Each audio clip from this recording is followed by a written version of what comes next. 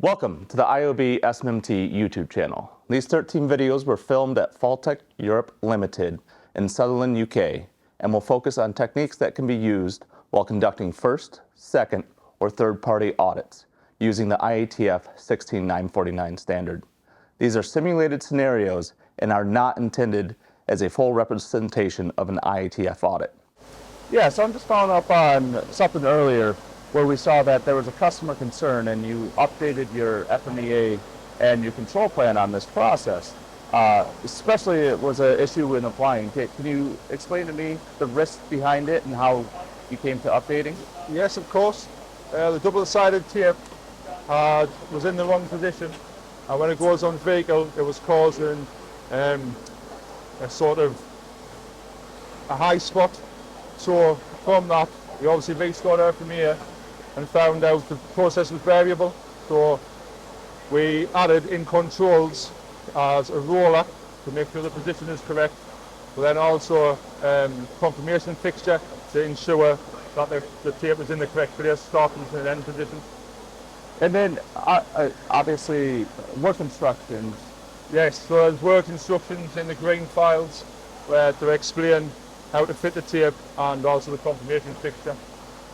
And then do you have record that your operators have been trained up with the new work instructions? Yes, we've got training records, and also we have test spots for the confirmation fixture, which they test daily to make sure the cameras are working correctly. Yes, thank you.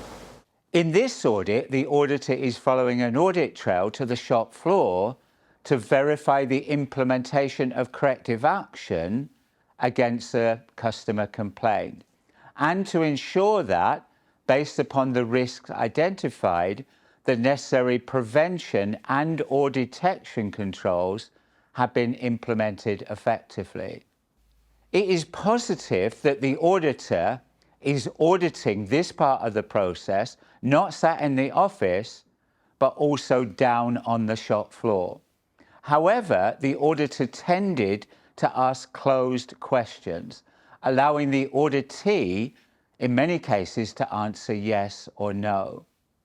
Also, the auditor accepted verbal evidence rather than following the audit trail to review the relevant documented information. For example, the work instructions. So let's summarize.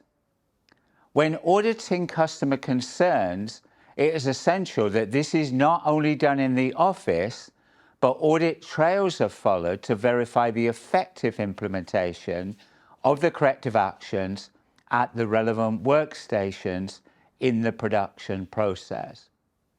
Auditors should always, as well as gaining verbal evidence, look for relevant documented information to demonstrate either compliance or non-compliance with the relevant IATF requirements.